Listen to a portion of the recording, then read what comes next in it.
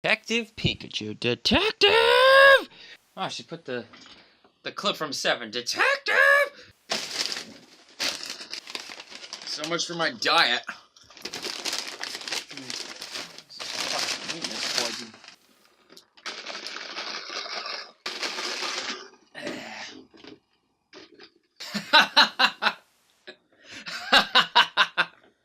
Oh my god, Detective Pikachu wasn't trash. It was good! I can't believe I saw a good movie tonight! It didn't suck, Zara! It didn't suck. It was good, Zara! It was good! Detective Pikachu was good! I told you, you'd die for that.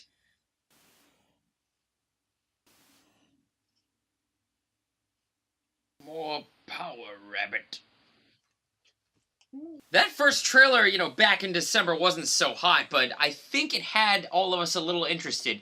A live-action Pokemon movie, holy shit, in 2019. An actual live-action Pokemon movie! I mean, all of us grew up with this shit. It's just kind of mind-blowing to even think about it. And then all the subsequent marketing made it look worse and worse and worse. Some dry-looking dumb story about a missing dad and a talking Pokemon. And I was sure that Ryan Reynolds, whose voice to me seemed inseparable from his popular role as Deadpool, was the absolute wrong choice for the cutesy Pikachu. Now that I've seen it, he was the absolute right one. For anyone walking into this movie expecting the worst, the opening scene with a Cubone will be enough to win you over. So often movies like this are destined to be wastes of time leeching off unbeatable franchises. The surprise here is that there was an actual script! One with funny and smart dialogue, and hilarious one-liners, and a likable lead to make us care about some of the later scenes. It works! It takes place in Rhyme City, a new age metropolis where for the first time ever, humans and Pokemon coexist. Thanks to Howard Clifford, played by Bill Nighy, who built it on the pretense of having the two live peacefully together. We see a Machamp directing traffic around a snoozing Snorlax who has taken up half the street. Squirtles help the local firemen put out fires. It's immediate the people who made this care about world building. There are endless, and usually very funny, nods to the unique abilities of so many Pokemon, and how they play it off in everyday life is a lot of the fun to be had. A Jigglypuff is singing at a local bar, and the patron in front of her is passed out.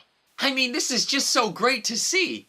Justice Smith is Tim Gordon, who's introduced in that Cubone scene I mentioned earlier. I won't spoil it. He likes to be alone, and clearly has attachment issues. A lot is conveyed in some rather poor flashbacks. You take what you can get.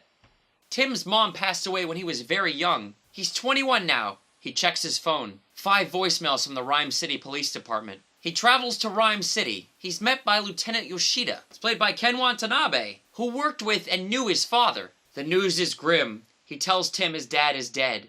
The very opening scene had shown a car racing from a laboratory, and a pissed-off Mewtwo destroying it. Tim's dad was in that car. He was a detective, so we know he must have found something he shouldn't have.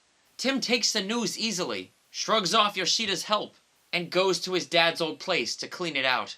They did not have the best relationship.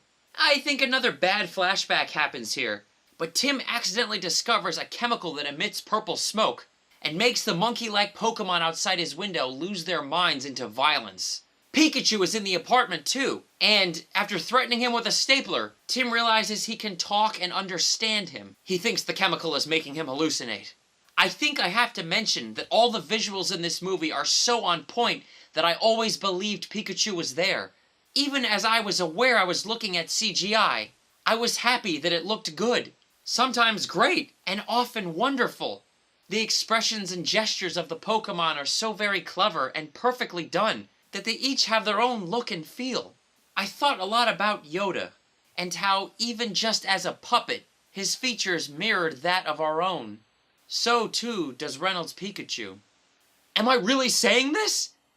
And Reynolds found the perfect tone to play it all. Movies like this might be attempted to shove in adult jokes and keep their story for kids, or be so childish that none of it is funny. But the makers of Detective Pikachu made a good comedy for just about everyone.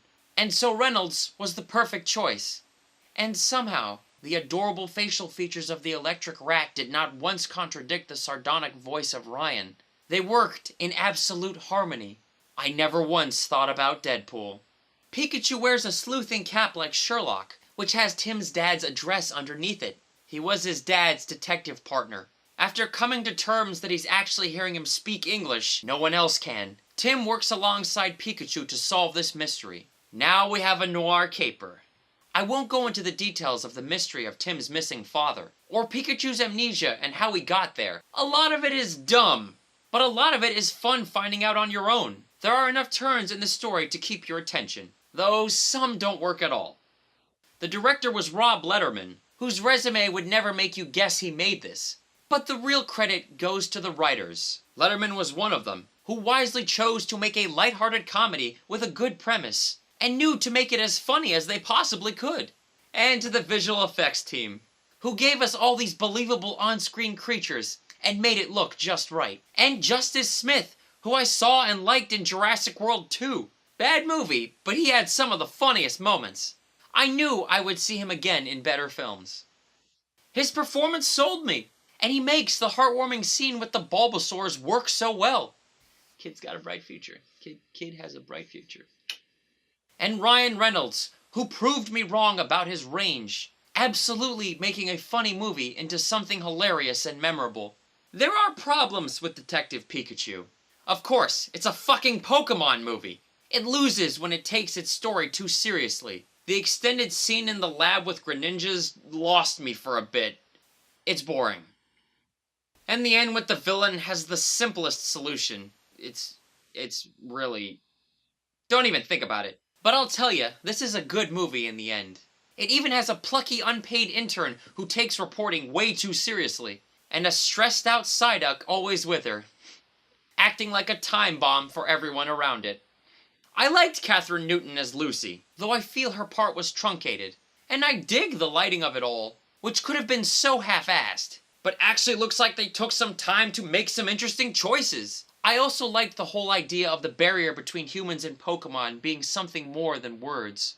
And some cool scenes with holograms that's straight out of a great sci-fi pick. The Mr. Mime encounter is also far better than you think it could be, and is so hilariously dark and amazing I can't believe it made it into the final cut. I can't believe I liked Detective Pikachu. I can't believe it was as enjoyable as it was. And mostly I can't believe the amazing, amazing, amazing twist at the end, which got me emotional. Somehow. The twist at the very end, oh, just a wonderful twist. Didn't see it coming, and it was perfect. It was just so good. The whole time I was asking a certain question over and over. And of course, the answer was right in front of me. Great twist. That twist was awesome. An awesome twist. I was like, oh, that's why they made the movie. It's so good. Huh. So I think this movie is destined to do well. I think audiences are going to like it a pretty good amount. I think it's going to have good word of mouth. It's set to have a pretty decent opening weekend. The first movie to challenge Endgame, which, by the way, will most likely become the highest grossing movie of all time. It's only a matter of weeks at this point. And there's nothing really stopping it until the Aladdin remake comes out and Godzilla comes out at the end of this month. Detective Pikachu is the first movie to really take away some of the audience, but it's still going to have like 70 million this weekend, and Pikachu might do 50. And that's nuts. After that point, it's just going to be...